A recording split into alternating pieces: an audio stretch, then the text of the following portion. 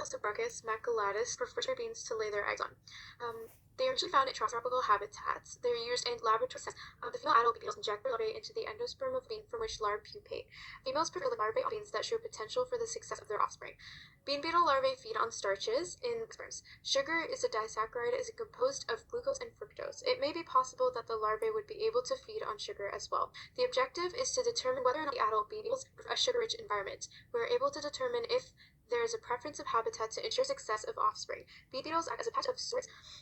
By studying the reproductive habits, we can identify what type of habitat they prefer for laying eggs. Therefore, we can promote more effective management to prevent food insecurity.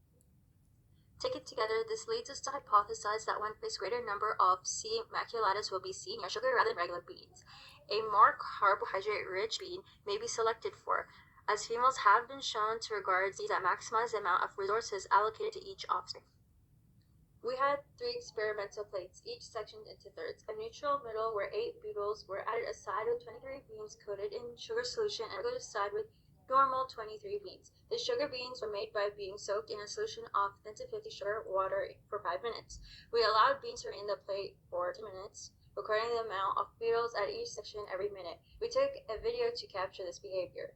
We had 2 control plates that set up in the same way, but the first control plate had both sugary sides and the second control plate had both regular sided.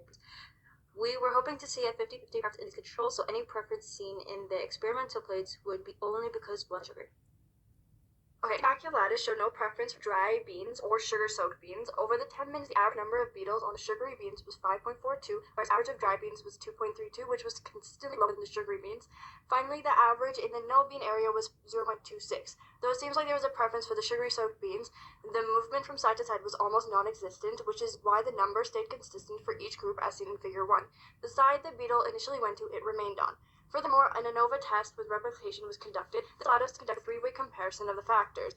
When looking at the results for the beetle's bean type preference, which was the most important comparison, there was no significance at all, with an f-stat of 0, a p-value of 1, and degrees of freedom 9. Furthermore, 1 titled t-tests were conducted on the control plates of either the 2 sugars or 2 dry sides. To establish if there was a side preference, they were compared to have a hypothesized mean of 0.5 or 50%. The sugar plates showed no variability with a perfect ratio of 0.5, while the dry plates showed a favorability and thus significance or preference for one side with a t-stat at 2.59, a p-value of 0.015, and degrees of freedom 9. Furthermore, standard error was used instead of standard deviation for the error bars, as the data that was graphed was sample versus population. Things would show a preference for beans soaked in a sugary solution. We saw that there was no significant correlation between the oviposition of the bean beetles within our experiment, therefore we cannot reject a null hypothesis. Considering the t-tests that were done, it showed no variance for the 2 sugar plate, however there was side preference for the dry plates. Independently, this would suggest that there was significance. However, based on the results of the experiment, it is more likely that it was random, as a result of the beetle's motility.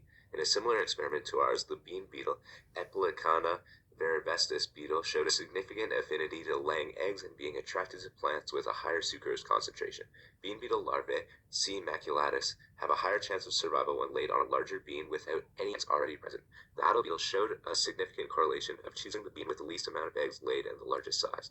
The difference between what we see in our experiment and the experiment done by Charlotte M. Smith is E. vastavestis has a digestive tract and eats in its adult state, while C. maculatus does not and only exists to reproduce and find a suitable location for their larvae. In our experiment, the beetles were able to find suitable beans based on size and lack of eggs present, and we cannot confirm they were able to distinguish between a bean soaked in a sugary solution and one that is not. Specimens rarely change sides from sugary beans to untreated beans, and vice versa during the experiment.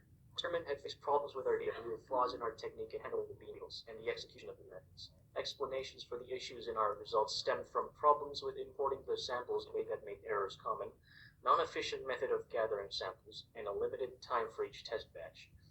We found ways to improve the experiment would include no neutral strip for easier migration, and a sample size with more beans available. The next steps that could further extend our understanding of bean preference includes more manipulated variables involving the beans, for example, altered age, size, and vision. For further research, looking at beans from different legumes and how their morphological, chemical, or biological differences could affect beetles' laying preference as well. This find of C. maculatus preferred sugar beans over regular beans. Based on our results, we cannot conclude if our hypothesis is correct due to errors we encountered. Results attempted to explain how these findings determine the bee beetle's habitat preference and how it could be applied in agricultural lab settings.